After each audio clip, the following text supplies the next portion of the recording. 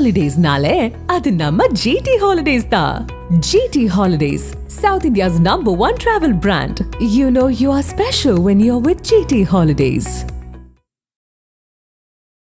பிரதமர் மோடி அவர்கள் போட்ட வாழ்த்து செய்தி நீங்கள் நல்லா பார்த்தீங்கன்னா ஒரு மெசேஜ் கிளியராக புரியும். அவர் வந்து லீடர்ன்ற வார்த்தையை எங்கேயுமே யூஸ் பண்ணல. உங்களுடைய புதிய பதவிக்கு நான் வாழ்த்து தெரிவிக்கிறேன் அப்படின்னு தான் போடுறாரு. ஸோ அப்போ நம்ம அந்த கவர்மெண்ட்டை ரெகனைஸ் பண்ணல அப்படின்றது தான் ஒரு கிளியர் கட்டான ஒரு இண்டிகேஷன். அதே சமயம் நீங்கள் எதிர்க்கட்சி தலைவர் ராகுல் காந்தி அவர்களை பார்த்தீங்கன்னா ஃபார் யுவர் நியூ இதுன்னு போட்டு ஒரு மாதிரி அங்கீகரிச்சிருந்தார் இந்த இடத்துல. இப்போ இதன் பிறகு இவங்க தொடர்ச்சியாக இந்தியாவுக்கு எதிரான நடவடிக்கைகள் கிட்டத்தட்ட தினம் எடுத்துட்டு வராங்க. கோர்ட்டுக்கு போறாங்க, மஜிஸ்ட்ரேட் ஹியரிங்க்கு ரெடியா இருக்கிறாரு. இங்க இருக்கக்கூடிய வக்கீல்கள், இவங்க சார்பாக போகக்கூடிய இந்து வக்கீல்கள் யாருமே வந்து கோர்ட்டுக்குள்ள போக முடியல. ஏன்னா அங்கேயுமே இவங்க அமைப்பு ஜமாத் இவங்களுடைய இது வந்து ரொம்ப ஸ்ட்ராங்கா இருக்கு. அப்போ கோர்ட்டுக்கும் நீங்க போக முடியாது, காவல்துறையும் உங்களோட பாதுகாக்க வந்து அவங்களுக்கும் செயல்பட முடியாத ஒரு நிலைமை இருக்கு. அப்ப நீங்க யாரு காலில் விழுவீங்க, என்ன நடக்கும் அப்படின்ற ஒரு மிகப்பெரிய கேள்வி. இப்ப கரண்ட் நிலைமை வந்து அதான், எங்களை யாரு காப்பாத்துவாங்க அப்படின்ட்டு. ஷேக் ஹசீனா இங்க இந்தியால இருக்கிறதும் அவங்க கோவத்துக்கு ஒரு காரணமா இல்ல. ஷேக் ஹசீனா இந்தியால இருக்கிறது அப்படின்றது இன்னைக்கும் அவங்க ராஜினாமா பண்ணல. அவங்களுடைய அதிபர் பிரசிடென்ட் என்ன சொல்றாருன்னா, இவங்க ராஜினாமா கடிதம் கொடுத்தாதான் நான் வந்து இது பண்ண முடியும் அப்படின்ட்டு. அவங்க ட்ரம்ப் அவர்களுக்கு எழுதின கடிதத்துல கிளியரா பார்த்துருப்பீங்க, வாழ்த்து செய்தியில பிரதமர் பங்களாதேஷ் தான் அவங்க போட்டுட்டு இருக்காங்க. அப்போ ஒரு கவர்மெண்ட் எக்ஸைலா இல்லைன்னு தெரியாது. நாம அடைக்கலம் கொடுக்கணும் அப்படின்னா அவங்கள அனுப்பிச்சு கொண்டு வந்து சேஃபா இங்க இறக்கி விட்டது அவங்களுடைய ராணுவம். இது நான் எக்ஸ்பெக்ட் பண்றது ட்ரம்ப் அவர்கள் வந்த பிறகு, இது பத்தியான பேச்சுவார்த்தை நம்ம ஏற்கனவே நடத்திருக்கோம். அவர் வந்த பிறகு பெரிய மாற்றங்கள் இதுல வரும் அப்படின்றத நான் எதிர்பார்க்கிறேன். ஸோ ஜனவரியில இதுல ஒரு பெரிய ஷிஃப்ட் இருக்கும், நிச்சயமா இருக்கும். ஏன்னா ட்ரம்ப்புக்கு மோடி அவர்கள் தேவையா இல்ல யூனிஸ் தேவையா அப்படின்ற கேள்விக்கு ரொம்ப சிம்பிள் ஆன்சர், பிரதமர் மோடி தான் தேவை, இந்தியா தான் தேவை. இப்போ நான் இதுதான் சொல்றேன், ஜனவரி 20க்கு அப்புறம் அதுக்கு ஒரே நாள்ல எல்லாம் மாறிடும் நான் சொல்லல. பட் ஜனவரி 20க்கு அப்புறம் ஒரு பெரிய மாற்றம் ஏற்படும். நல்ல கவனிங்க, அந்த அப்புறம் நிச்சயமா ஒரு பெரிய மாற்றம் வரும் அப்படின்றது என்னோட நம்பிக்கை. அப்புறம் வந்து நம்மளுடைய வடகிழக்கு மாநிலங்கள்ல இங்கெல்லாம் வந்து அவங்களுடைய ட்ரோன் வந்து பறக்கிறது எல்லாமே வந்து பண்ணி அவங்க ஒரு ரிப்போர்ட்டா பெருசா வந்து கொடுத்துருக்குறாங்க. ஸோ எதுக்காக அதை அவங்க பண்றாங்க? ப்ரோவகேஷன். அவங்க வந்து இப்போ இது நாங்க இருக்கிறோம், நாங்க உங்களுக்கு ஸ்ட்ராங்கா இருக்கிறோம் அப்படின்னு உள்நாட்டு மக்களுக்கு உணவு உடுக்க உடை படுக்க இடம் எல்லாமே பிரச்சனையா போயிட்டு இருக்கும்போது நீங்க மக்களோட இதை டைவர்ட் பண்ணோம் அப்படின்னா நீங்க வந்து நாங்க ஸ்ட்ராங்கா இருக்கிறோம் அப்படின்றத காமிக்கணும். ராணுவம் பங்களாதேஷ்குள்ள போக முடியாதுன்னு கேக்குறீங்களா? இது மேற்கு வங்கத்துல பிஎஸ்எஃப் இருக்கிறாங்க. பிஎஸ்எஃப் இருக்கக்கூடிய அந்த பகுதியில ராணுவத்தை டெப்ளாய் பண்ண முடியாதா? இல்ல ராணுவம் இதை வந்து கையெழுத்து? இல்ல, ராணுவம் இருக்கு, இப்பவும் இருக்கு. ராணுவம் எல்லையோர காவல் அப்படின்றது அவங்களுடைய பார்டரை மேனேஜ் பண்றது பிஎஸ்எஃப் வேலை. ஆதரநேயர்களுக்கு அன்பு வணக்கம். இன்றைய சிறப்பு நேர்காணலில் நம்முடன் இணைந்திருக்கிறார் ஓய்வு பெற்ற இந்திய ராணுவ அதிகாரி, புவியரசியல் ஆய்வாளர் மேஜர் பதத்குமார் சார். சார் வணக்கம். வணக்கம் மேடம். ஜெயஹிந்த். ஜெயஹிந்த் சார். இந்த பங்களாதேஷ் தொடர்பாக தொடர்ச்சியான உங்களுடைய பதிவுகளை நாங்கள் பார்த்துக்கிட்டே இருக்கோம். இன்னொரு பக்கம் பங்களாதேஷில் வந்து இந்த ஷேக் ஹசீனாவுடைய வெளியேற்றத்துக்கு பிறகு இன்னொருவர் வந்து முகமது யூனஸ் வந்து அங்கே வந்து ஒரு பொறுப்பாக வந்து அமர்த்தப்பட்ட பிறகு அங்கே நடந்து வரக்கூடிய விஷயங்கள், மைனாரிட்டிஸுக்கு எதிரான ஒரு விஷயங்கள், அது ஒரு பக்கம் நடப்ப தனியாக பேசுவோம். அதுக்கு முன்பாக இப்போ ரொம்ப ரீசெண்டாக பார்டரில் கிட்டத்தட்ட நமக்கும் அவங்களுக்கும் வந்து கிட்டத்தட்ட ஒரு 4000 கிலோமீட்டர் பார்டர் இருக்குது. அப்படிங்கிற போது அந்த ஸ்பேஸில் வந்து அவங்க வந்து இந்த துர்கிஷ் ட்ரோனை வந்து டெப்ளாய் பண்ணுறதாகட்டும், அதனால நம்மளுடைய இந்த வடக்கு மேற்கு வங்கத்தில் ஒரு சின்ன சின்ன டிஸ்டர்ப் ஏற்படுது அப்படிங்கிற ரிப்போர்ட்ஸ் எல்லாமே வந்துட்டு இருக்கு. பங்களாதேஷ் ஏன் இதை இப்போ செய்யணும்? இல்லை, அது என்ன இஷ்யூ அப்படின்னா 3 தான் நம்ம பிரிச்சுக்கலாம். ஒன்று அவாமி லீக், அதன் பிறகு பங்களாதேஷ் நேஷனல் பார்ட்டி, 3வது ஒரு முக்கியமான அரசியல் கட்சி, ஒரு ஃப்ரிஞ்ச் எலிமெண்ட் அப்படின்னு சொன்னீங்கன்னா ஜமாத் இஸ்லாமி.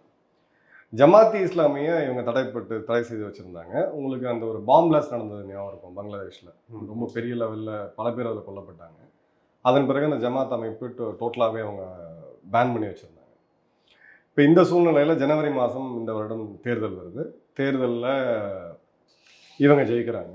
ஏன்னா பிஎன்பியோடைய அவங்களுடைய நிறைய தலைவர்கள் வந்து பல கேசஸில் கிரிமினல், சிவில், கரப்ஷன் கேசஸில் உள்ளே இருக்காங்க.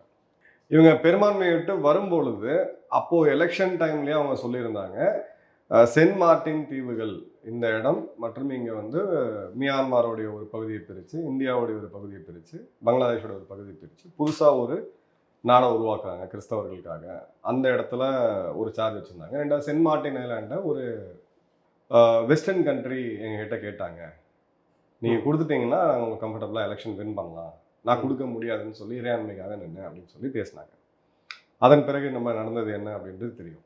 இப்போ ப்ரொஃபஸர் முகமது யூனிஸ் அவர்கள் ஒரு நோபல் லாரட், மைக்ரோ ஃபினான்சிங்கில் இருக்கக்கூடிய ஒரு பெரிய ஜாம்பவான் அப்படின்னு நம்ம பேசினா கூட அவருக்கும் கிளின்டன் ஃபவுண்டேஷனுக்கும் எந்த அளவுக்கு நெருங்கிய தொடர்பு இருக்குன்னு சொல்லிட்டு இது இலைமறை காய்மறை எல்லாம் ஓப்பனாகவே அவர் என்டோர்ஸே பண்ணியிருக்காரு. அந்த மாணவர்களெல்லாம் கூட்டி போய் ஒரு பெரிய விழா எடுத்து அந்த விழாவில் ஜோ பைடன் அவரை கட்டி பிடிச்சிருக்கக்கூடிய காட்சிகள் நீங்கள் பார்க்கலாம். அந்த விழாவை ஆர்கனைஸ் பண்ணது வந்து கிளின்டன் ஃபவுண்டேஷன். ஹிலாரி கிளின்டன் அவங்களுடைய நெருங்கிய நண்பராக இருந்திருக்காங்க. அந்த மாதிரி சூழ்நிலையை நம்ம பார்த்தோம். இப்போது பங்களாதேஷில் 16 கோடி மக்கள் இருக்கக்கூடிய நாட்டில் ஒரு அரசு ஏதோ ஒரு காரணங்களுக்காக கவுளுதுன்னு வச்சுக்கோமே. அப்போ அந்த 16 கோடி மக்கள் இருக்கக்கூடிய நாட்டில் ஒருத்தர் கூடவா அந்த நாட்டை தலைமை தாங்கிறதுக்கு தகுதி இல்லாமல் இருப்பாங்க? கண்டிப்பாக கிடையாது. இராணுவம் ரொம்ப தெளிவாக அவங்க இது பண்ணாங்க, நாங்கள் ஆட்சி பொறுப்புக்கு நாங்கள் வரமாட்டோம், நாங்கள் பின்னாடி இருந்து சப்போர்ட் பண்ணுறோன்ட்டு. ஸோ அங்கே இருக்கக்கூடிய பிரசிடெண்ட்டோ இல்லை ஒரு சீஃப் ஜஸ்டிஸோ இல்லை யாரோ ஒரு கமிட்டி போட்டு ஒரு ஒரு ஒரு அரசை உருவாக்கி இருக்க முடியும் அவங்களால. அதை அவங்க பண்ணல. இவர் அமெரிக்காவிலேருந்து ஃப்ளைட் பிடிச்சி வராரு. அங்கே அந்த கவர்மெண்ட்டை வந்து இன்ட்ரீம் சீஃப் அட்வைசர் அப்படின்ற ஒரு பதவியோட டேக் ஓவர் பண்ணுறாரு. அப்போது நீங்கள் வந்து பிரதமர் மோடி அவர்கள் போட்ட வாழ்த்து செய்தி நீங்கள் நல்லா பார்த்தீங்கன்னாவே ஒரு மெசேஜ் கிளியராக புரியும். அவர் வந்து லீடர்ன்ற வார்த்தையை எங்கேயுமே யூஸ் பண்ணல, உங்களுடைய புதிய பதவிக்கு நான் வாழ்த்து தெரிவிக்கிறேன் அப்படின்னு தான் போடுறாரு. ஸோ அப்போ நம்ம அந்த கவர்மெண்ட்டை ரெகனைஸ் பண்ணல அப்படின்றது தான் ஒரு கிளியர் கட்டான ஒரு இண்டிகேஷன். அதே சமயம் நீங்கள் எதிர்க்கட்சி தலைவர் ராகுல் காந்தி அவர்களை பார்த்தீங்கன்னா ஃபார் யுவர் நியூ இதுன்னு போட்டு ஒரு மாதிரி அங்கீகரிச்சிருந்தார் இந்த இடத்துல. இப்போ இதன் பிறகு இவங்க தொடர்ச்சியாக இந்தியாவுக்கு எதிரான நடவடிக்கைகள் கிட்டத்தட்ட தினம் எடுத்துகிட்டு வராங்க. நீங்கள் சொன்ன செய்திகளாக இருக்கட்டும், இல்லை பார்டரில் வந்து இப்போ நீங்கள் பார்டரில் எப்போ படைகளை வந்து அதிகப்படுத்துவீங்க? ஒன்று உங்கள் தற்காப்புக்கு, உங்களுடைய பாதுகாப்புக்கு ஏதாவது அச்சுறுத்தல் இருக்குன்ற போது நீங்கள் ஃபோர்ஸஸ் வந்து பில்டப் பண்ணுவீங்க. இல்லை இன்னொரு நாட்டை தாக்கணும் அப்படின்ற ஒரு எய்ம் இருக்கும்போது, இன்னொரு நாடு வீக்காக இருக்கும் பொழுது, இப்போ கோவிட் சுச்சுவேஷனை நம்ம பார்த்தோம், சைனா வந்து கல்வானில் எப்படி கிட்ட வந்தாங்கன்ட்டு. இது ரெண்டுமே இல்லாதது. உங்களால் இந்திய ராணுவத்தை எடுத்து சண்டை போட்டு இந்தியாவெலாம் பிடிக்க முடியுமானா அது அந்த அப்ஜெக்டிவ் அவங்களுக்கு கிடையாது. ஸோ நீங்கள் டிஃபென்ஸ்க்காக பண்ணுறீங்கன்னா அப்போ இந்தியா ஏதாவது ப்ரோவோகேட் பண்ணியிருக்கணும், இந்தியா படை பலத்தை அதிகரிச்சிருக்கணும். ஒன்றுமே கிடையாது. இப்போவும் பிஎஸ்எஃப் துணை ராணுவம் தான் இருக்குது, ராணுவம் அங்கே இல்லை. அப்போ இது ஒரு தேவையில்லாத ஒரு எஸ்கலேஷன் அப்படின்றத பார்க்குறோம். பிறகு அவங்க பல இடங்களில் பாய்காட் இந்தியா கேம்பெயினை அவங்க ஜமாத் எடுத்து நடத்தினாங்க. இந்தியாவுடைய மசாலாக்கள், குறிப்பாக இந்தியாட்ட வந்து சேலைகள், இந்திய சேலைகள் தான் அங்கே 100% யூஸ் பண்ணுறாங்க லேடிஸ் எல்லாருமே, அதை பண்ணக்கூடாது அப்படின்ட்டு. அதன் பிறகு சித்தாந்த ரீதி அந்த நாட்டோடைய அடிப்படை கான்ஸ்டியூஷன், அரசியலமைப்பே இப்போ மாற்றுறதுக்கான இது வந்துச்சு. ஷேக் முஜிபுர் ரஹ்மான், ஃபாதர் ஆஃப் பங்களாதேஷ், அந்த போராடி அந்த சுதந்திரத்தை பெற்றுக் கொடுத்த தேச தந்தையாக போற்றப்படுது. அவருடைய அடையாளங்கள் எல்லாமே அளிக்கப்பட்டிருக்கு. இந்திய பங்களாதேஷ் 71வது வருடம் அந்த யுத்தம் 51 வருஷம் நீங்கள் ஆயிடுச்சு, அதோட நினைவுகள் எல்லாம் அளிக்கப்படுது. அதன் பிறகு அதை ஒரு செக்குலர் நாடாக இல்லாமல் ஒரு இஸ்லாமிய நாடாக மாற்றுறதுக்கான எல்லா விதமான இதையும் அவங்க பண்ணிட்டு இருக்காங்க. கான்ஸ்டியூஷனை ரீஃப்ரேம் பண்ணணும் அப்படின்றாங்க. சில முக்கியமான நேஷ்னல் ஹாலிடேஸ் மாற்றப்படுது, கரன்சியை மாற்றுறதுக்கு இப்போ அவங்க போயிட்டு இருக்காங்க. ஸோ இதெல்லாம் எப்போ பண்ணணும் அப்படின்னா, உங்கள் நாடு அதை இஸ்லாமிய நாடாக அறிவிக்கிறது அவங்களுடைய முடிவு தான். ஆனால் அது மக்களால் தேர்ந்தெடுக்கப்பட்ட ஒரு அரசால் தான் அறிவிக்க முடியும். நீங்கள் இன்ட்ரீம் அரேஞ்ச்மெண்ட்ன்றது என்னது? ஸோ இடைக்காலத்தில் நீங்கள் தேர்தல் வரைக்கும் கொண்டு போய் நாட்டை சேஃபாக சேர்க்கணும் அப்படின்றது அவங்களுடைய இது. நீங்கள் இப்போ கான்ஸ்டியூஷன் அமெண்ட் பண்ணிட்டு, கான்ஸ்டியூஷனை அமெண்ட் பண்ண பிறகு நாங்கள் தேர்தல் நடத்துவோம் அப்படின்ற ஒரு புள்ளியில் தான் இவங்க போகிறாங்க. அப்போது அமெரிக்காவுடைய குடியுரிமை பெற்ற ஒரு நபர் சம்மந்தமே இல்லாமல் தெற்காசியாவில் இருக்கக்கூடிய பங்களாதேஷ்ன்ற ஒரு நாட்டில் வந்து அவர் ஒரு பொறுப்பு எடுத்து அவர் அங்கே கான்ஸ்டியூஷனாக பிரைம் மினிஸ்டர் ஆக முடியாது. ஸோ அப்போ யார் இங்கே என்ன நடந்துகிட்டு இருக்கு அப்படின்றது ஒன்று. ரெண்டாவது, இந்த போராட்டத்தை முன்னிறுத்தி நடத்தின இந்த ஜமாத்தோட அமைப்புகள் அவங்களோட எல்லாமே அவங்க ஒரு பேரலல் கவர்மெண்ட்டை ரன் பண்ணிட்டு இருக்காங்க. இப்போ நடக்கிறதுங்க இதுதான். நேரடியான தகவல் நான் உங்களுக்கு சொல்கிறேன். ஒன்று காவல்துறைக்கு அடுத்து துணை ராணுவம். இன்னொரு சைடு பார்த்தீங்கன்னா காவல்துறையே பாதுகாப்பு இல்லாமல், அவங்க நாட்டுடைய காவல்துறையே பாதுகாப்பு இல்லாமல், இங்கே பாதுகாப்பு கொடுத்தாதான் நாங்கள் வேலைக்கே வருவோம் அப்படின்ற ஒரு நிலைமை இருந்துச்சு. அப்போ பார்த்தீங்கன்னா இந்த மாணவர் அமைப்புகள் இவங்க ப்ரொட்டஸ்ட் சோகால் இவங்க தான் டிராஃபிக் ரெகுலேஷன் பண்ணுறதுலேருந்து ஃபைன் போட்டுட்ருக்காங்க மக்களுக்கு. ஸோ ஒன்று வந்து நீங்கள் வந்து இது பண்ணுறது ஓகே. இப்போது போலீஸ் ஸ்டேஷன் ஒன்று ஃபங்க்ஷன் ஆகிட்டு இருக்கு, போலீஸ் ஸ்டேஷனுக்கு வெளியில் இன்னொரு போலீஸ் ஸ்டேஷன் ஃபங்க்ஷன் ஆகிட்டு இருக்கு. அது இந்த அமைப்புகள் எல்லாமே சேர்ந்து அவங்க இது பண்றாங்க. இவங்களை கட்டுப்படுத்துறதுக்கு யாருமே கிடையாது. இப்போ கார்மெண்ட்ஸ் தொழிலாளர்கள் எவ்வளவு பேர் இறந்து போனாங்க துப்பாக்கி சூட்டில். அந்த கார்மெண்ட்ஸ் கம்பெனி எல்லாமே அவங்க இப்போ ஒருத்தரும் போராட ஆரம்பிச்சிட்டாங்க. இப்போ எங்கெல்லாம் போராட்டம் வருது பாருங்க. கார்மெண்ட் தொழிலாளிகள் எல்லாருமே லட்சக்கணக்கான அந்த நாட்டோடைய முதுகெலும்பு, பொருளாதாரத்தோட முதுகெலும்பு, அவங்க எங்களுக்கு ஊதிய உயர்வு வேணும் அப்படின்னு சொல்லிட்டு போறாங்க. கார்மெண்ட்ஸ் வந்து ரொம்ப தின் மார்ஜின் பிஸ்னஸ். அது ஒரே நேரத்தில் அவ்வளோ கொடுக்க முடியுமா அப்படின்னா அங்கே இருக்கக்கூடிய முதலாளி வர்க்கத்தால் கொடுக்க முடியாது. ஸோ அந்த இடத்துல அவங்க போய் போராடுறாங்க. கார்மெண்ட்ஸ் இண்டஸ்ட்ரி படுத்துருச்சு. அவங்களுடைய ஊர்காவல் படை அவங்க எங்களுக்கு பர்மனன்ட் எம்ப்ளாய்மெண்ட் வேணும் அப்படின்னு வராங்க. எங்களுக்கு பென்ஷன் வேணும், பர்மனன்ட் எம்ப்ளாய்மெண்ட் வேணும். ஏற்கனவே அந்த நாடு இருக்க சைஸுக்கு சம்மந்தமே இல்லாமல் ஒரு மிகப்பெரிய இராணுவம், மிகப்பெரிய துணை இராணுவம், இவ்வளோ தேவையே கிடையாது அவங்களுக்கு. ஸோ இப்போ ஊர்காவல் படைக்கும் நீங்கள் கொடுக்கணும் அப்படின்ற போது அங்கே ஒரு போராட்டம் வெடிக்குது. அதன் பிறகு ஊர்காவல் படைக்கும் காவல்துறைக்கும் ஒரு பிரச்சனை வருது. அப்புறம் ஊர்காவல் படைக்கும் அங்கே இருக்கக்கூடிய மாணவர் அமைப்புக்கும் ஒரு பிரச்சனை வருது. இப்போ ஒரு கவர்மெண்ட் ஆஃபீஸில் அவங்க போகிறாங்க. என்ன நடந்திருக்கு அப்படின்னு நீங்கள் அங்கே நல்லா கவனிச்சிங்கன்னா, இது ஸ்டார்டிங்கில் அவாமி லீக் பார்ட்டி ஒர்க்கர்ஸுக்கு எதிராக அது மாதிரியான நிகழ்ச்சிகள் இங்கேயும் நம்ம பார்த்துருக்கோம். இந்தியாவிலே பல இடங்களில் பல மாநிலங்கள் நடந்திருக்கு. ஒரு ஆளுங்கட்சி ரொம்ப நாள் இருந்துட்டு போனாங்கன்னா அவங்களுக்கு எதிரான ஒரு இதை நம்ம பார்ப்போம். வெஸ்ட் பெங்காலில் பார்த்தோம். ஜோதிவாசு அவர்கள் முதல்வராக இருந்து அந்த ஆட்சி மாற்றம் நடக்கும்போது ஒரு வன்முறை, அந்த கோபம் வந்து இருக்கிறது. இது வந்து அப்படிதான் அவங்க முதல்ல ப்ரொஜெக்ட் பண்ணாங்க. ஏன்னா கணிசமான இந்துக்கள், 90% இந்துக்கள் ஓட்டு போட்டது அவாமி லீக், ஷேக் ஹசீனா அவர்களுக்கு. ஏன்னா அவங்க ரைட்ஸை ப்ரொடெக்ட் பண்ணுறது அவங்க தான். அதாவது அரசியல் ரீதியாக எங்கேயுமே மைனாரிட்டிஸ் வந்து ஒரு என் பிளாக்காக தான் போடுவாங்க. இங்கேயுமே மைனாரிட்டிஸ் பார்த்தீங்கன்னா என் பிளாக்காக தான் போடுவாங்க. ஏன்னா அவங்களுக்கு அந்த ஃபியர் இருக்குது, ஏதாவது வந்துடும், நமக்கு வந்து அது ஆயிரும் அப்படின்ற அந்த இது இருக்குது. ஸோ அதே மாதிரி தான் அங்கே போட்டாங்க. இவங்க என்ன சொன்னாங்கன்னா, இல்லை அவாமி லீகோடைய பார்ட்டி ஒர்க்கர்ஸ் மேலே தான் நாங்கள் டார்கெட் பண்ணோம், அதுவும் எங்களெல்லாம் வன்முறைக்கு அந்த காலகட்டங்களில் பண்ண மாவட்ட தலைவர்கள் இவங்கள தான் நாங்கள் பண்ணோம் அப்படின்ட்டு அந்த மினிஸ்டர் உட்பட பல பேர் தாக்கப்பட்டாங்க. அவங்க சொத்துக்கள்லாம் அடிக்கப்பட்டுச்சு. இப்போ அவாமி லீக் எங்கள் பார்ட்டியே கிடையாது. அவங்க எல்லாம் சைலண்ட் ஆகிட்டாங்க, தலைவரும் கிடையாதுங்க. இப்போ நீங்கள் அடுத்த ஒரு 5 மாத காலத்தில் தொடர்ச்சியாக இந்துக்கள், இந்து கோயில்கள், சர்ச்சு, அங்கே இருக்கக்கூடிய ஒரு பழமையான கேத்தலிக் சர்ச்சு, சீக்கியர்களுடைய இது, பட் அவங்க எண்ணிக்கையில் சிறுபான்மையினர், ரொம்பவும் சிறுபான்மையிலும் இருக்கிறதுனால அது வெளியில் தெரிய மாட்டாங்க. அப்போ இது எல்லாமே யார் பண்ணுறாங்க அப்படின்னா ஸ்ட்ரீட் ஃபோர்ஸ். அவங்க ஸ்ட்ரீட் ஃபோர்ஸை யார் கண்ட்ரோல் பண்ணணும்? Law and order யாரோடது? போலீஸால் இயங்க முடியல. இராணுவத்துக்கு சில நம்பர்ஸ் கொடுத்தாங்க. இராணுவ அதிகாரிகளுடைய ஒரு 20 அதிகாரிகளோட நம்பர் கொடுத்தாங்க. இப்போ அது எதுவுமே அங்கே வந்து ஃபங்க்ஷனல் ஆக மாட்டேங்குது. இப்போ இஸ்கான் அவங்க ஒரு ப்ரொட்டஸ்ட் பண்ணாங்க. அவங்க தூக்கி டெரரிசம் சார்ஜில் உள்ள வைக்கிறாங்க. இது இஸ்கான் அமைப்பு உலகம் முழுக்க இருக்குது, பல இஸ்லாமிய நாடுகள் இருக்குது. எப்படி அவங்க ஃபங்க்ஷன் ஆகிட்டு இருக்காங்கன்றது எல்லாருக்குமே தெரியும். அப்போ நீங்கள் டெரரிசம் சார்ஜில் உள்ள வைக்கிறீங்க, அதையும் கூட வைங்க, ஒரு காழ்ப்புணர்ச்சிக்காக ஒரு இது போட்டுறீங்க. But justice system, judicial system அவங்க ஃபங்க்ஷன் ஆகணும். இப்போ கோர்ட்டுக்கு போகிறாங்க, மேஜிஸ்ட்ரேட் ஹியரிங்க்கு ரெடியாக இருக்கிறாரு. இங்கே இருக்கக்கூடிய வக்கீல்கள், இவங்க சார்பாக போகக்கூடிய இந்து வக்கீல்கள் யாருமே வந்து கோர்ட்டுக்குள்ளே போக முடியல. ஏன்னா அங்கேயுமே இவங்க அமைப்பு ஜமாத் இவங்களுடைய இது வந்து ரொம்ப ஸ்ட்ராங்காக இருக்குது. அப்போ கோர்ட்டுக்கும் நீங்கள் போக முடியாது, காவல்துறையும் உங்களோட பாதுகாக்க வந்து அவங்களுக்கும் செயல்பட முடியாத ஒரு நிலைமை இருக்குது. அப்போ நீங்கள் யார் காலில் விழுவீங்க, என்ன நடக்கும் அப்படின்ற ஒரு மிகப்பெரிய கேள்வி. இப்போ கரண்ட் நிலைமை வந்து அதுதான், எங்களை யார் காப்பாற்றுவாங்க அப்படின்ட்டு. ஏன்னா ஒரு மாநில அரசு அப்படின்ற போது அவங்க வேற மாநிலத்துக்கு போகலாம், இல்லை ஏதாவது பண்ணலாம், இல்லை கோர்ட் சிஸ்டம் ஸ்ட்ராங்காக இருக்குது, ஸோ ஜுடிஷியரை நாடலாம். ஒரு மனிதனுக்கு எல்லாரும் பாதிக்கப்படும் போது அவன் கடைசியாக நம்பி இருக்கிறது இந்த நீதிமன்றத்தை தான். நீ எதுவுமே ஃபங்க்ஷன் ஆகலை அப்படின்ற போது அங்கே ஒரு பெரிய ஒரு பயம், ஒரு இது வந்து எல்லாருக்குமே வந்துருச்சு. இல்லை, அது வந்து உள்நாட்டில் நடக்கிற விஷயங்கள் தொடர்ச்சி நம்ம பார்த்துட்டு இருக்கோம். ஆனால் இப்போ பார்டரில் இந்த விஷயங்கள் இல்லை, அதான் இப்போ அவங்க ஆன்டி இண்டியா ஸ்டாண்டை கிளியராக எடுக்கிறாங்க. மாலத்தீவில் எப்படி கெட் அவுட் இண்டியா கேம்பெயின் அவங்க பண்ணி கொண்டு வந்தாங்களோ அதே மாதிரியான இதை வந்து அவங்க எடுக்கிறாங்க. ஸ்ட்ராங்காக ஒரு இந்திய எதிர்ப்பு அப்படின்றத வெளியிலையும், இந்து எதிர்ப்புன்றத உள்ளேயும் அவங்க கொண்டு வந்துட்டு இருக்காங்க. பொலிட்டிக்கலாக அவங்க கிளியராக பண்ணுறாங்க. அதனால பாதிப்பு எவ்வளவு இருக்கும் அவங்களுக்கு அப்படின்றதும் அவங்க இது பண்ணல. ஒரு இடமா ஷேக் ஹசீனா இங்க இந்தியாவில் இருக்கிறதும் அவங்க கோவத்துக்கு ஒரு காரணமா? இல்ல, ஷேக் ஹசீனா இந்தியாவில் இருக்கிறது அப்படின்றது இன்னைக்கும் அவங்க ராஜினாமா பண்ணல.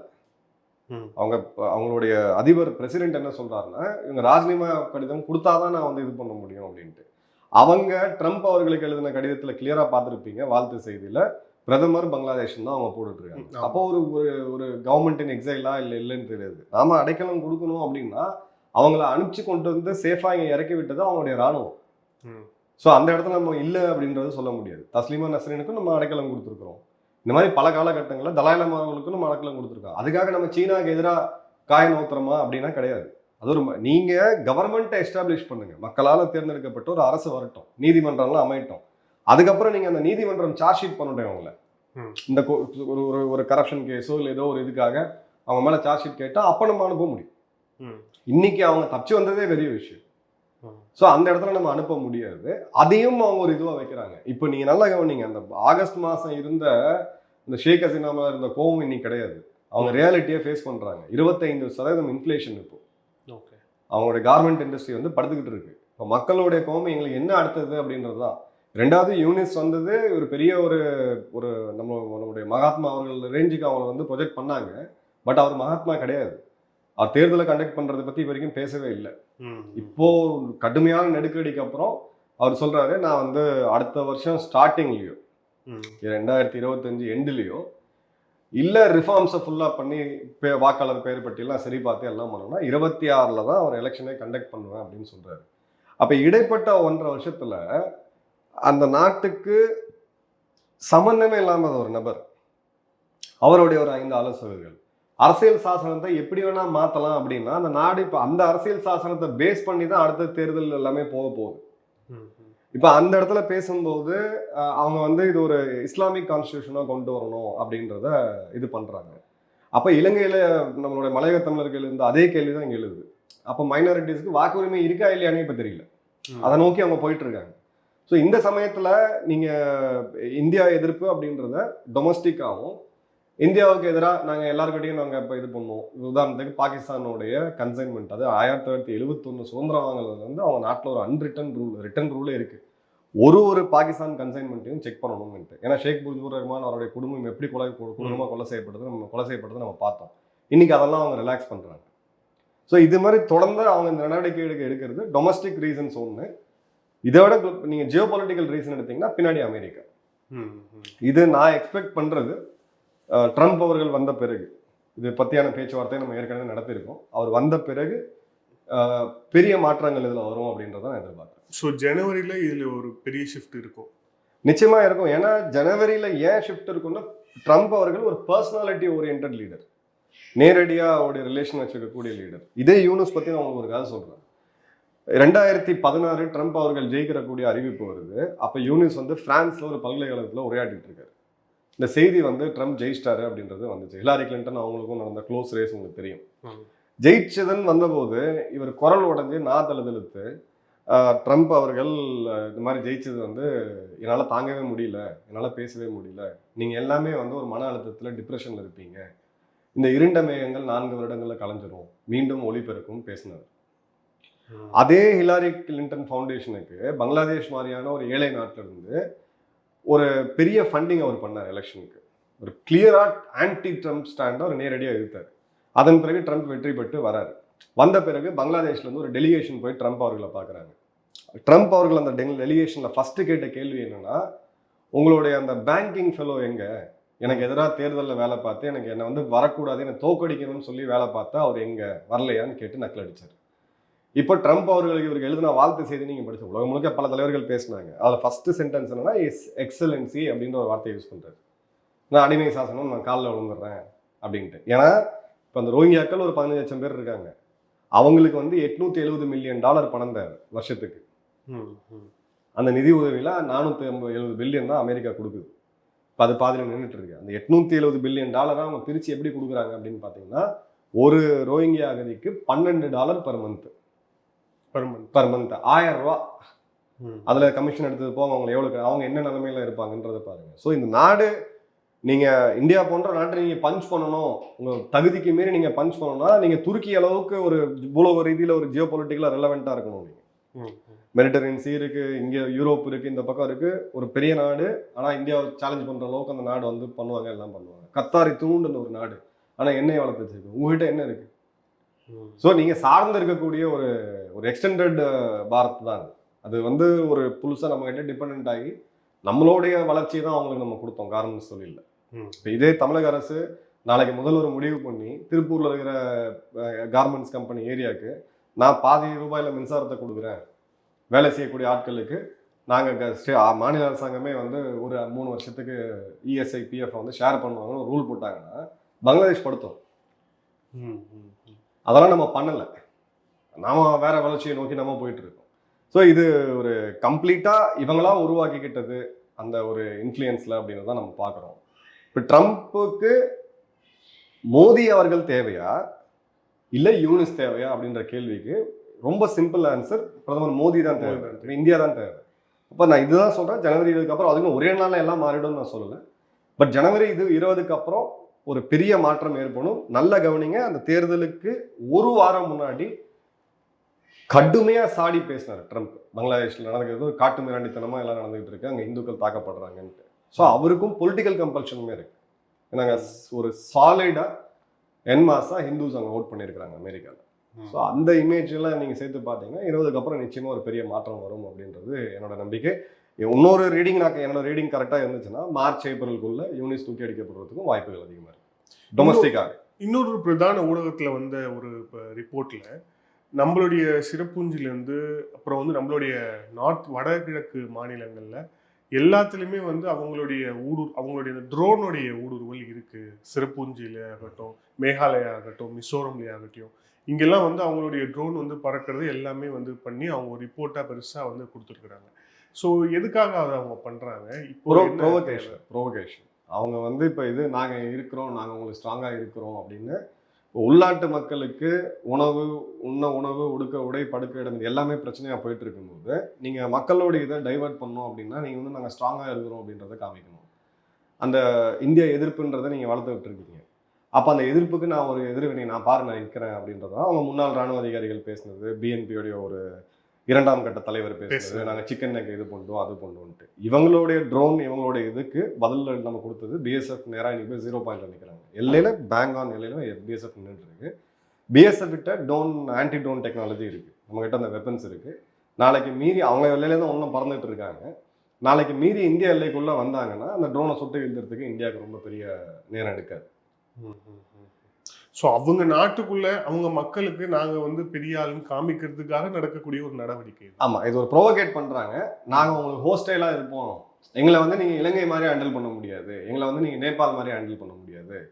இப்போவும் யூனிஸ் பேசும்போது இந்தியா கூட நாங்கள் எப்பயுமே நல்ல உறவு தான் விரும்புகிறோம், வித் ஈக்குவாலிட்டி அப்படின்னு ஒரு வார்த்தை பேசுறாரு. ஸோ ஒரு சின்ன நாடு ஒரு பெரிய நாட்டை கிட்ட எப்பயுமே பேசும்போது, நாமளுமே சைனாட்ட பேசும்போது மியூச்சுவல் அப்படின்ற வார்த்தை எப்பயுமே இருக்கும். கொடுத்து வாங்குறோம், நீனும் சமமாக உட்காந்து தான் பேசணும், நான் சின்ன நாடு நீ பெரிய நாடுன்னு கிடையாதுன்ட்டு. அதை இவங்க ரொம்ப அழுத்தமாக சொல்கிறாங்க. நீங்கள் வந்து எங்களை இல்ட்ரீட் பண்ணுறீங்க, நீங்கள் சின்னதாக எங்களை ஒரு ஏதோ இருக்கக்கூடிய 29 மாநிலம் 30 மாநிலமாக நீங்கள் பார்க்குறீங்க அப்படின்ட்டு. ஸோ அது ஒரு குளோபல் பாலிட்டிக்ஸில் எப்பயுமே இருக்கும். இப்போ இந்தியாவை சுற்றி இருக்கக்கூடிய நாடுகள் எல்லாம் என்ன பிரச்சனை அடிப்படையாக பார்த்தீங்கன்னா, இந்தியாவை சுற்றி இருக்கக்கூடிய நாடுகள் பாகிஸ்தான், நேபாள், பூட்டான், பங்களாதேஷ், இலங்கை, மாலத்தீவு எல்லா நாடுமே எக்கனாமிக்காக ஸ்ட்ரகிள் ஆகிட்டு இருக்கு. இல்லை ஒரு அளவுக்கு தாக்கி பிடிச்ச நாடுன்னா பங்களாதேஷ். இப்போ நீங்கள் அதுவுமே போயிடுச்சு. ஸோ நேச்சுரலாக உள்நாட்டு அரசியலில் உங்கள் அண்டை நாடு மிகப்பெரிய நாடாக 5வது மிகப்பெரிய பொருளாதாரமாக இருக்குது, இன்னும் 2-3 வருஷத்தில் 4வது மிகப்பெரிய பொருளாதாரமாக வரும். இவங்களை தான் நீங்கள் எதிரியாக காமிப்பீங்க. டொமஸ்டிக் பாலிடிக்ஸ் இலங்கை பாலிடிக்ஸில் தான் நடந்துச்சு, மாலத்தீவில் தான் நடந்துச்சு, நேபாளில் தான் நடந்துச்சு. அது பாகிஸ்தான் மட்டும் கொஞ்சம் மாறி போச்சு. இந்தியா மாதிரி நம்ம வளர்ந்துருக்கணும். இம்ரான் கான் வந்து நான் வந்து பிரதமர் மோடி அளவுக்கு நான் அவங்க நாட்டை வளர்த்துவேன் அப்படின்னு அவங்க போறாங்க. அதர்வைஸ் நீங்க பாத்தீங்கன்னா இதுதான் சேம் பேட்டர்ன் எல்லாமே. இது அன்பார்ச்சுனேட்டா நம்மளுடைய நெய்பர்ஸோ உங்களுடைய சொந்தக்காரங்களோ நீங்க முடிவு பண்ண முடியாது. அது உலக ரீதி அந்த அமைப்புல வருது, அந்த பிரச்சனை வருது. ஸோ அந்த மாதிரி தான் கொஞ்சம் இது பண்ணுவாங்க. இல்லை இந்த ஃப்ரண்ட்ல வந்து இந்தியாவை வந்து ஒரு பதற்றமான சூழ்நிலை ஏற்படுத்தணும், இங்கே ஒரு ஃப்ரண்ட்டை வந்து நம்ம வச்சுக்கிட்டே இருக்கணும் அப்படின்னு வேற சக்திகள் ஏதாவது பயன்படுத்தி ஸ்ட்ரெயிட்டாவே அமெரிக்காவுக்கு 2023 வந்து நம்ம கிட்ட பிரச்சனை இருக்கு. 2022 நம்ம கிட்ட அந்த பிரச்சனை அவங்க கிட்ட இருந்துச்சு. 23 உக்ரைன் ரஷ்யாவில் கடுமையான அழுத்தம். இதை வந்து யார் நான் சொல்லல, பாதுகாப்புத்துறை அமைச்சர் ராஜ்நாத் சிங் ரஷ்யாவில் பேசுறாரு. பப்ளிக்கா பிரைவேட்டா எங்களுக்கு கடுமையான அழுத்தம் இருந்துச்சு அப்படின்ற வார்த்தையை அவர் பேசினார். ஸோ ஆப்வியஸா இது அமெரிக்கன் பிளாக் அப்படின்றது நம்ம எல்லாருக்குமே தெரியும். ரஷ்யாவை நீங்க கண்டிக்கணும், கண்டனம் தெரிவிக்கணும், பொதுவாக நீங்கள் வந்து கண்டனம் தெரிவிக்கணும் அப்படின்றது அவங்களுடைய ஃபர்ஸ்ட் டிமாண்ட். ரஷ்யா கிட்ட ஆயில் வாங்குறது இந்தியாவுக்கு அவங்களுக்கு பிரச்சனை கிடையாது. ஏன்னா ஆயில் வாங்கி நம்ம யூரோப்புக்கு எக்ஸ்போர்ட் பண்ணிட்டு இருக்கோம், அதில் அவங்களுக்கு பிரச்சனை கிடையாது. ஒரு மிகப்பெரிய ஜனநாயக நாடு, நீங்கள் ரஷ்யா பக்கம் நீங்கள் கூடாது, உக்ரைனுக்கு ஆதரவாக நீங்கள் இது பண்ணணும், ரஷ்யாவுக்கு எதிர்த்து நீங்கள் பேசணும். தீர்மானம் G20 கிட்டத்தட்ட 12 நாடுகள் இதை முடிவு பண்ணாங்க. இந்தியா ஒத்துக்கல, சைனா ஒத்துக்கல. பிரிக்ஸில் நம்ம பார்த்தோம் இது எல்லாமே இந்த ரெஃபரன்ஸ் வந்து ரஷ்யாவை பற்றியான எந்த இதுவுமே இல்லை. G7 மாநாட்டில் பார்வையாளராக நம்ம போனோம், பிரதமர் போயிருந்தாரு, அப்பவும் இது பண்ணல. ஐநா சபையோட கூட்டத்திலையும் சரி, அங்கேயும் இந்தியா ரஷ்யாவுக்கு எதிராக மூவ் பண்ணல. ஸோ அது தொடர்ந்து நீ இது பண்ணும் பொழுது அமெரிக்காவுடைய பார்வை, அவங்களோட பெரிய பிரச்சனை அந்த காலத்துல இருந்து என்ன அப்படின்னா, ஒன்று நீ என் சைடு இல்லைன்னு நீ எதிரி. அதுதான் அவங்களுடைய இது. அங்க கிளியர் கட்டா ஃபிக்ஸ் பண்றாங்க. பிளஸ் ரஷ்யா வந்து அவங்களோட எனிமின்னு சொல்றது அது ஒரு ஓல்டு டிபிக்கல் அமெரிக்கன் மைண்ட். ஆமா, அந்த அமெரிக்கன் மைண்ட் செட் தான். ஒண்ணு நீ ஏன் பக்கம் ஏன்னா ட்ரம்ப் வந்து கோல் போஸ்ட் மாத்திட்டாரு, மாத்திட்டாரு, கம்ப்ளீட்டா மாத்திட்டாரு. இது வந்து டிபிக்கல் டெமோக்ராட்ஸோட கிளியர் கட்டாவே நம்ம அதை பார்த்தோம். அதன் பிறகு இந்த அழுத்தம் ஒரு லெவலுக்கு மேல போய் நம்மளோட சில முக்கியமான ட்ரேட் எல்லாம், நம்மளுடைய G414 இன்ஜின்ஸ், தேஜஸ்க்கு இதெல்லாம் வந்து இதாகும் போது தான் பிரதமர் மோடி அவர்கள் உக்ரைனுக்கு போயிட்டு அந்த 8 மணி நேரம் ரயில் பயணத்தை போயிட்டு ஜெலன்ஸ்கியை சந்திச்சுட்டு வர்றாரு. அப்பயும் என்ன சொல்றது, அவர் வந்து சொன்னது இட்ஸ் நாட் எரா ஃபார் வார், சண்டை போடுறதுக்கான யுகம் கிடையாது, நூற்றாண்டு கிடையாது, அமைதியா போங்க அப்படின்னு தான் சொன்னாரு. மோடி அவர்கள் போய் உக்ரைன்ல இறங்கும் போது அந்த ரஷ்யாவோட ஏவுகணை தாக்குதல் ஒரு 30 குழந்தைகள் கொல்லப்பட்டாங்க உக்ரைன்ல. அதையும் அவர் கண்டிச்சார். ஆனா ஏன் ஜியோ பொலிட்டிக்கல் ஸ்டாண்டை நீ உன் இஷ்டத்துக்கு எடுக்க சொல்ல முடியாது. அப்போ இத்தனை வருடம் பாகிஸ்தான் இத்தனை தாக்குதல் நடத்தும் போது நீங்க யாராவது கண்டிச்சிங்களா? இல்லை யாராவது நீங்க இந்தியாவுக்கு ஆதரவா நின்றீங்களா? இன்னி வரைக்கும் பாகிஸ்தானோட இந்த யுத்தங்களை நம்ம தான் ஹேண்டில் பண்ணிட்டு இருக்கோம். எந்த நாடுமே வந்து அக்ரஸர் தான் ஃபர்ஸ்ட் பிளேம் பண்ணுவாங்க. ஸோ இப்போ நீங்கள் அக்ரஸர் வேற பிளேம் பண்ணுறீங்க, ரஷ்யாவை தான் பிளேம் பண்ணுறீங்க. அப்போ 71 ஆப்ரேஷன் செஞ்சிஸ்கான்னு சொல்லி டிசம்பர் 3ஆம் தேதி பாகிஸ்தான் தானே யுத்தத்தை ஆரம்பிச்சாங்க, நம்ம ஆரம்பிக்கல. 65 லால் பகதூர் சாஸ்திரி வீக்காவது பிரதமர் இருக்காரு, இந்த நேரத்தில் அடிச்சு பார்ப்போம் நீங்க தானே ஆரம்பிச்சீங்க. 47 நீங்க தானே ஆரம்பிச்சீங்க, 99 நீங்க தானே ஆரம்பிச்சீங்க. இதுல ஏதாவது இந்த வரலாறுல அந்த 4 யுத்தங்கள்ல ஒரு இடத்துல அமெரிக்கா இதே பாலிசியை அப்ளை பண்ணியிருந்தாங்கன்னா நாம திரும்ப அந்த பாலிசி அப்ளை பண்ணலாம். அப்போ உங்களுக்கு உங்க ஜியோ பொலிட்டிக்கல் இன்ட்ரெஸ்ட் முக்கியம், எனக்கு ஏன் ஜியோ பொலிட்டிக்கல் இன்ட்ரெஸ்ட் முக்கியம். ஸோ இந்த பாயிண்ட்ல அவங்க ட்ரை பண்றாங்க. இந்தியாலையுமே ஒரு இதை கொண்டு வரதுக்கு அவங்க ட்ரை பண்றாங்க. ப்ரொட்டஸ்ட் ஒரு இது நம்ம பார்த்தோம். இப்போ உங்களோட பக்கத்துல இருக்கிறனால ஆஸ்ட்ரே காமிக்கிறேன். ஜஸ்ட் இப்பவும் சொல்றேன், இந்தியாவும் அமெரிக்காவும் நண்பர்கள், காலத்தின் கட்டாயம். அமெரிக்கா சீனாவை எதிர்க்கணும் அப்படின்னு அவங்க முடிவு பண்ணாங்கன்னா, சீனாட்டத்தை அமெரிக்கா நாளைக்கு தன்னை பாதுகாக்கணும் அப்படின்ற ஒரு நிலைமை, இது இன்னும் 20-30 வருஷம் ஆகும். இந்தியா இல்லாம பண்ண முடியாது. பட் வித்தின் ஃப்ரெண்ட்ஸ்ல நீங்க டப்புன்னு அடிச்சிடுறீங்க, எனக்கு ரொம்ப வலிக்குது, நானும் திரும்ப உங்களை பலாரும் ஒரு வருவேன். ஸோ இவங்களுக்கு கொடுத்ததுக்கு, இந்த பங்களாதேஷ்ல கொடுத்ததுக்கு இப்போ ராஜ்நாத் சிங் அவர்கள் அங்கே கொடுக்குறாரு ரிப்ளை, ரஷ்யா எங்களுடைய நண்பர்கள், எந்த காலகட்டத்திலையுமே நாங்கள் இப்படி தான் இருப்போம். எக்ஸ்டர்னலாக அவர் சொன்ன வார்த்தைகள் ரொம்ப ரொம்ப ஒரு இம்பாக்ட்ஃபுல்லான வார்த்தைகள். பிரைவேட்டா பப்ளிக்கா எங்களுக்கு அவ்வளோ அழுத்தம் வந்துச்சு அப்படின்ட்டு பப்ளிக்கா நம்ம பார்த்துட்டோம். எந்த ஒரு தூதரக அதிகாரியாவது, எரிக் அவருடைய அமெரிக்காவோட இப்போ இருக்கக்கூடிய கான்சுலர் ஜெனரல் இந்தியாவில் பேசுறது, இந்த அணி சாராம இருக்கிறது இதெல்லாம் வந்து ஓகே, போர் சூழல்லாம் இதெல்லாம் உங்களுக்கு ஒத்து வராது அப்படின்ட்டு, இது தூதரக அதிகாரி பேசுற வார்த்தையே கிடையாது. அப்போ நீங்க ப்ரோவோக் பண்ணிக்கிட்டே இருப்பீங்க அப்படின்னா, இவங்க இந்திரா காந்தி அவர்களே அந்த காலகட்டங்கள்ல நாடு அவ்வளோ கஷ்டமா இருக்கும் போது அவங்க ஏற்றுதான் நின்றாங்க அமெரிக்காவை. அன்னைக்கு அவங்க கவலையப்படலையே, அன்னைக்கு அவங்க சாலிடா எடுத்து நின்னாங்க. அதன் பிறகு காலிஸ்தான் மூமெண்ட் நம்ம பார்த்தோம், எந்த மாதிரி மோசமா போய் அவங்க உயிரே போற அளவுக்கு ஒரு மோசமான ஒரு சூழ்நிலை வந்ததை பார்த்தோம். ஸோ இந்த மென்டாலிட்டி அவங்களுக்கு இருக்கு. இதை நம்ம டீல் பண்ணி தான் ஆகணும். பொலிட்டிக்கல் இன்ஸ்டெபிலிட்டி அவங்க கொண்டு வருவாங்க, ப்ரொட்டஸ்ட் இந்த மாதிரியான இதில் கொண்டு வருவாங்க. எங்கெங்கெல்லாம் வீக் லிங்க் இருக்குன்னு பார்ப்பாங்க, அங்கெங்கெல்லாம் பிரச்சனைகள் வரும். மணிப்பூரில் கண்டிப்பாக வருமா, வரதான் செய்யும். காலிஸ்தானை திரும்ப ஆக்டிவேட் பண்ண முடியுமா, நீங்கள் லொமஸ்டிக்காக பண்ண முடியாது, வெளியில் பண்ணிக்கிட்டு இருக்காங்க. ஸோ இதற்கான இதெல்லாம் அவங்க கண்டிப்பாக பண்ணிக்கிட்டு தான் இருப்பாங்க. அது வந்து நம்ம இல்லைன்னு சொல்லவே முடியாது. ஏன்னா அவங்க ஃபாரின் பாலிசி அப்படி தான். ட்ரம்ப் அவர்கள் வந்த பிறகு இது பர்சன் டு பர்சன் மாறும். பட் ட்ரம்ப் அவர்கள் வந்த உடனே இந்தியா அமெரிக்கா உறவு அப்படியே எங்கேயோ போயிருமானா கிடையாது. இவர் ட்ரேட்ல காமிப்பார், வர்த்தக ரீதியாக இந்தியாவை இது பண்ணுவார். பார்த்துருக்கோம். இப்போவே ஒரு 20,000 பேர் இல்லீகலாக குடியேறின இந்தியர்களை கையில் அனுப்பணும்னு சொல்லி அவங்க லிஸ்ட்டு ரெடி பண்ணி வச்சுருக்காங்க. அமெரிக்காவில் பிறந்தாவோட குடியுரிமைன்ற அந்த சட்டத்தையே அவங்க மாற்ற போகிறாங்க. ஸோ லட்சக்கணக்கான இந்தியர்களுக்கு இப்போ குடியுரிமை கிடைக்காம போகிறதுக்கான வாய்ப்பு ரொம்ப ரொம்ப அதிகமாக இருக்குது. அது அந்த மாதிரி போகும். பட் அந்த நாடு இப்படி தான் டீல் பண்ணுன்றத அடிப்படை இது சித்தாந்தம்.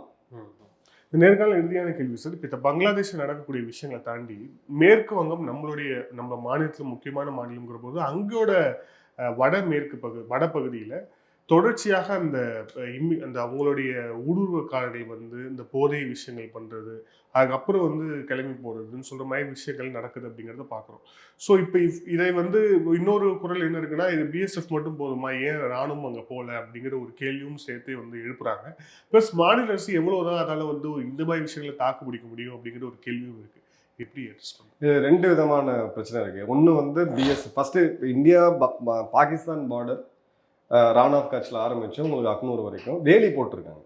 ஸோ அதில் டிபேட்டே கிடையாது. அதையும் மீறி அவங்க உள்ளே வராங்க, ட்ரோன்லாம் இன்றைக்கி வந்துட்டு இருக்குன்னு நம்ம பார்க்குறோம்.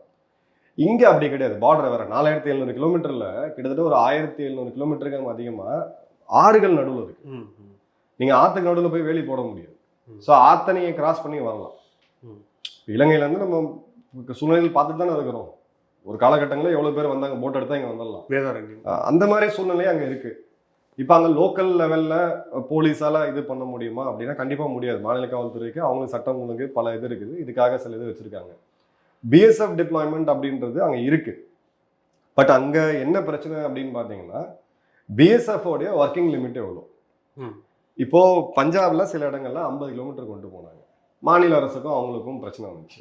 அதே மாதிரியான பிரச்சனை இப்போ அங்கே இருக்குது. அது வந்து வேற ட்ராக்ல போகும். 50 கிலோமீட்டரில் பிஎஸ்எஃப் பவர் இருக்குது, ஒரு சென்ட்ரல் கவர்மெண்டோட இது இருக்குன்னா அப்போ மாநில உரிமைகள் பறிபோகுது. அந்த ட்ராக்ல அது பாலிடிக்ஸ் இன்வால்வ் இல்லை. பட் இப்போ சமீபமாக நான் பார்க்கக்கூடியது, முதல்வர் மம்தா அவர்களும் சரி இப்போ அவங்க பேசிக்கிறாங்க, நிறையா பேசி ஓரளவுக்கு அவங்க சால்வ் பண்ணியிருக்கிறாங்க. பிஎஸ்எஃப்க்கு அந்த ஏரியாவை எக்ஸ்டெண்ட் பண்ண அந்த உள்துறை அமைச்சகத்தோட அறிவிப்பில் கடுமையாக எதிர்த்தது 2 பேர். ஒன்று வந்து பஞ்சாப் முதல்வர், இன்னொன்று வந்து மேற்கு வங்க முதல்வர். இப்போ அதில் அவங்க டோன் டவுன் பண்ணுறாங்க, ரியலிஸ்டிக்காக அவங்க சில இது பண்ணுறாங்க. ரெண்டாவது இந்த பங்களாதேஷ் அப்படின்றது இந்த பக்கம் இருக்கிறது ஒரே இனம், ஒரே மொழி பேசக்கூடிய மக்கள். ஸோ அது ஒரு பெரிய ஒரு இது இருக்குது. பட் இப்போ சமீபமாக அவங்க பேசினது வந்து நாங்கள் வந்து 4 நாளில் வந்து நாங்கள் 3 மாநிலத்தை தூக்கிடுவோம், வெஸ்ட் பெங்கால், பீகார், ஒடிசாவை அப்படின்னு பேசும்போது நாங்கள் லாலிபாப்பா சாப்பிட்டுட்டு இருப்போம் அப்படின்னு சொல்லி பதில் கொடுத்துட்டு இன்னொன்று அவங்க சொன்னாங்க, இது மத்திய அரசாங்கத்தோடைய முடிவு என்னவோ ஜியோ பொலிட்டிக்கலாக அதை நாங்கள் மனப்பூர்வமாக ஃபாலோ பண்ணுறோம் அப்படின்ற ஒரு கிளியர் கட்டான ஒரு டால் லீடருக்கான அதை வந்து அவங்க கொடுத்துருக்காங்க.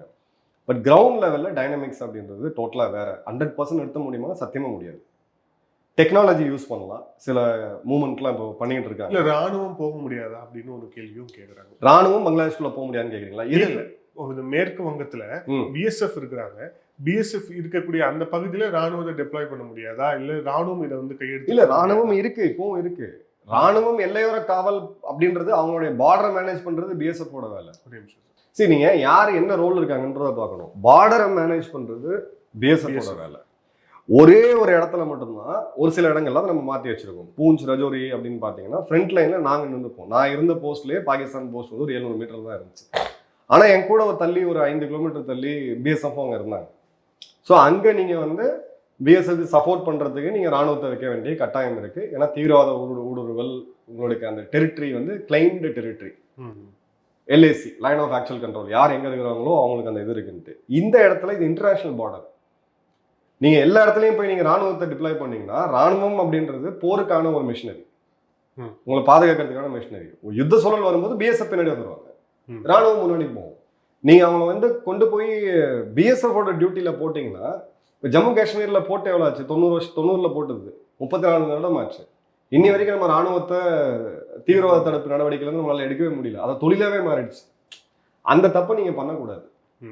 துணை ராணுவத்தை இன்க்ரீஸ் பண்ணுங்க, ஊர்காவல் படையை இன்க்ரீஸ் பண்ணுங்க. இப்போ பிஎஸ்எஃப் என்ன பண்ணியிருக்காங்கன்னா, ஒரு டிஜி என்ன பண்ணியிருக்காருன்னு பார்த்தீங்கன்னா, அங்கே இருக்கக்கூடிய மீனவர்கள், கடலில் ஆற்றுல மீன் பிடிக்கக்கூடிய மீனவர்கள், அங்கே இருக்கக்கூடிய மக்களுக்கு வாலண்டியர்ஸாக வந்து சேருங்க, நீங்கள் மேனேஜ் பண்ணுங்க அப்படின்ற இது நம்ம ஏற்கனவே பேசியிருக்கோம். ஜம்மு காஷ்மீரில் விடிசி, வில்லேஜ் டிஃபென்ஸ் கமிட்டி அப்படின்றது சிறு லெவலில் ஆயுதங்கள்லாம் அவங்க கொடுப்பாங்க. ஸோ அந்த மாதிரி தான் நம்ம போகணும். மக்களை நீங்கள் வந்து யூஸ் பண்ணி அவங்களுக்கு ஒரு சிறு ஒரு இதுக்கு ஒரு நீங்கள் கொடுக்கல, பணமே கொடுக்கலாம். அவங்க செய்யக்கூடிய வேலைக்கு, நாட்டுக்காக செய்யக்கூடிய வேலைக்கு கொடுக்கலாம். நீங்கள் அந்த மாதிரி பண்ணி நீங்கள் பார்டரை மேனேஜ் பண்ணணும். ரெண்டாவது, ஒரு கிளென்சிங் நீங்கள் பண்ணி தான் ஆகணும் உள்நாட்டுக்குள்ள. எவ்வளோ பேர் உள்ள இருக்கிறாங்கன்னு தெரியாது. இப்போ ட்ரம்ப் அதை வந்து ஒரு பொலிட்டிக்கல் பிச்சாவே எடுத்துட்டு வந்தார். அவர் ஜெயிச்சதுக்கு மிக முக்கியமான ரீசன் வந்து, நான் வந்து உலகமே வரலாற்றே பார்க்க முடியாத இந்த இமிகிரன்ஸ்லாம் தூக்கி வெளில போடுவேன் அப்படின்ட்டு. நம்மகிட்ட இமிகிரன்ஸ்க்கான பாலிசியே கிடையாது. அதுதான் பிரச்சனை. இப்போ வரைக்கும் நீங்கள் வரீங்க, என்ன பண்ணுவீங்க? என்ன இப்போ நீங்கள் ஒரு யாரோ வேறு நாட்டிலேருந்து இங்கே வந்துட்டாங்க, சரி ஏதோ ஒரு காரணத்துக்காக வந்துட்டாங்கன்னு வச்சுக்கோங்க. உங்கள்கிட்ட என்ன லா இருக்குது? பாஸ்போர்ட் ஆக்டில் நீங்கள் உள்ள வைக்கிறீங்க, சீல் வீசா அடிக்காமல் நீங்கள் உள்ளே வந்துட்ட அப்படின்றதுல இது பண்ணுறீங்க. பட் இது பர்மனன்ட் சொல்யூஷன் கிடையாது. ஏன்னா சுற்றி இருக்கக்கூடிய நாடுகள் எல்லாமே எக்கனாமிக்கலாக வாலண்டைலாக இருக்கிறாங்க. நாளைக்கு இப்போ பிஓகேல இருக்கக்கூடிய மக்கள் வராங்க, நம்ம மக்கள் எடுத்துக்கிறோம். சிந்துலேருந்து வந்தாங்கன்னா 10 லட்சம் பேர் 15 லட்சம் பேர் வந்தாங்கன்னா உங்கள்கிட்ட என்ன பாலிசி இருக்குது? நம்மகிட்ட பஃபர் ஜோனும் கிடையாது. அப்போ அந்த நாடுகள்கிட்ட நீங்கள் பேசி எப்படி யூகே நீங்கள் எங்கள் நாட்டுக்குள்ளே வராதிங்க, ஆப்பிரிக்காவில் ஒரு பகுதியை எடுத்து இங்கே நீங்கள் அகதிகளை வச்சுக்கங்க, அந்த நாட்டுக்கு நீங்கள் நாங்கள் காசு கொடுக்குறோன்ற அதே தான் இங்கே நீங்கள் பண்ணியாகும். இப்போ இன்னொரு பெரிய பிரச்சனை இருக்குது. அராக்கன் ஆர்மி அந்த பக்கம் அவங்க பார்டரை பிடிச்சிட்டாங்க, ரவைன் ஃபுல்லாக வந்து ராக்கைன் ஃபுல்லாக அவங்க உள்ளே வந்துட்டாங்க. இப்போ அந்த காக்ஸ் பஜார் அந்த குறிப்பிட்ட பர்டிகுலர் மாநிலத்தில், அதாவது தென் கிழக்கு அவங்க டிப்பு நம்ம ராமேஸ்வரம் மாதிரி பங்களாதேஷோட இதுன்னு வச்சுக்கோங்க. இப்போ அந்த முழு கண்ட்ரோலுமே அராக்கன் ஆர்மிகிட்ட இருக்குது. அங்கே 15 லட்சம் ரோஹிங்கியாக்கள் உள்ளே வர போகிறாங்க பங்களாதேஷ்குள்ளே. ஏற்கனவே ஒரு 15 லட்சம் பேர் இருக்கிறாங்க. அதுக்கு ஒரு 8000 கோடி அவங்க வேறு வழி இல்லாமல் நிறைய பேர்ட்ட கேட்டுட்டு இருக்காங்க. இப்போ கடந்த காலகட்டங்களில் இந்த ரோஹிங்கியாக்களை அங்கேருந்து தூக்கி பஸ்ஸில் போட்டு இல்லை ட்ரெயினில் போட்டு இந்த பக்கம் இந்தியா பார்டருக்கு எடுத்துகிட்டு வந்து இங்கே உள்ள இருக்குது. ஜம்முவில் இன்னைக்கு ரோஹிங்கியா காலனி இருக்குது, டெல்லியில் இன்னைக்கு ரோஹிங்கியாக்களோட காலனி இருக்குது.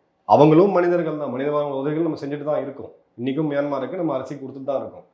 ஆனால் அடிப்படையாக அவங்களுக்கு அண்டை நாடு அப்படின்றது யார்? பங்களாதேஷ். அவங்க தான் கொடுத்தாங்க. ஸோ அந்த பஃபர் ஜோனை நீங்கள் கிரியேட் பண்ணணும், இந்த பஃபர் ஜோனை நீங்கள் வைக்கணும். அங்கே லோக்கல் லெவலில் நம்மளுடைய அடிப்படை அடையாளம்னு சொல்லக்கூடிய ஆதார் இதெல்லாமே வந்து இன்னைக்கு சர்வசாதாரணமாக கிடச்சிட்டு இருக்கு. மத்திய அரசு இதில் முடிச்சுக்கலாட்டி ரொம்ப கஷ்டமாயிடும் ஃபியூச்சரில். இது என்ன பாலிசி? நம்ம ஓகே, இப்போ தமிழகம் ஹைலி இண்டஸ்ட்ரியலைஸ்ட் ஒரு state, Maharashtra highly industrial, Gujarat இந்த மாதிரி போன்ற மாநிலங்கள் இதுதான் நம்மளுடைய பொருளாதாரத்தை ப்ரொப்பல் பண்ணக்கூடிய மாநிலங்கள். இப்போ இங்கே லட்சக்கணக்கான பேர் வராங்க. இப்போ நீங்கள் வந்து ஹைலி இம்பாசிபிள், நீங்கள் தமிழக காவல்துறை ஒருத்தரையும் கண்காணித்து அவங்கள பற்றி ரிப்போர்ட் எழுதுனா அது பாசிபிளே கிடையாது, நடக்க முடியாத விஷயம். ஸோ பாலிசி வேணும், பர்மிட் வேணும், ஏதாவது ஒரு சிஸ்டம் வேணும். நீங்கள் வந்து அதை கொடுத்து ரெகுலரைஸ் பண்ணாதான் உங்களுக்கு இங்கே என்ன இம்பாக்ட்ன்றது தெரியும். நம்ம இன்னும் அந்த எல்லையில தான் பார்த்துட்டு இருக்கிறோம். எல்லையில் பிஎஸ்எஃப் இருக்குது, அதை நம்ம வந்து கண்ட்ரோல் பண்ண முடியும், எல்லாம் பண்ணுவோம். இப்போ உள்ளே இருக்கவங்கள நீங்கள் புஷ் பண்ணாதான், அட்லீஸ்ட் நீங்கள் ஒரு லாட்டை புஷ் பண்ணாதான் அந்த நாடு கேட்கும். இப்போ மெக்சிகோ அப்படின்னா உலகம் முழுக்க ஒரு கெட்ட பேர் இருக்குது, எல்லாரையும் அமெரிக்காவுக்கு அனுப்பிச்சு விட்றது, ட்ரக்ஸ்ன்றது ஒரு கெட்ட பேர் இருக்குது. பங்களாதேஷுக்கு எதுவுமே கிடையாது. எத்தனை பேர் உலகத்தில் தெரியும், இல்லை நம்ம நாட்டிலே எத்தனை பேருக்கு தெரியும் இவ்வளோ பேர் பங்களாதேஷ்லேருந்து வராங்கன்ட்டு. சூப்பர், நம்ம கடக்க வேண்டிய தூரம் ரொம்ப நிறையா இருக்குது. குறிப்பாக போர் இல்லாத சூழல்களில் இப்போ ஈழத்தமிழர்கள் 2009 என்ன நடந்துச்சுன்னு பார்த்தோம். அன்னைக்கு நம்ம வந்து வரவேற்பு கொடுத்து அவங்க உள்ள பண்ண வேண்டியது இந்தியாவுடைய கடமை, அதில் மாற்றுக்கிறதே கிடையாது. ஆனால் போர் இல்லாத சூழலில் வறுமையினாலேயோ இல்லை பொருளாதார காரணங்களுக்காகவோ இவங்க உள்ளே வரும்பொழுது நம்ம நாடு இன்னும் பொருளாதாரத்தில் அந்தளவுக்கு எல்லாரும் இருக்க அளவுக்கு இல்லை. கணிசமான 30 கோடி மக்கள் இன்னும் வறுமை கோட்டில் இருக்கிறாங்க. இன்னைக்கு கவர்மெண்ட் சப்போர்ட் பண்ணிட்டு இருக்காங்க. இப்போ இந்த அளவுக்கு நம்ம எடுத்துகிட்டு போக முடியுமா அப்படின்னா முடியக்கூடாது. அது போகவும் கூடாது. என்னுடைய பார்வை வந்து அதுதான். நன்றி சார், பல வீட்டில் போய் thank you sir. Thank you so much. நன்றி வேணும். ஜெயன். ஜெயன் சார்.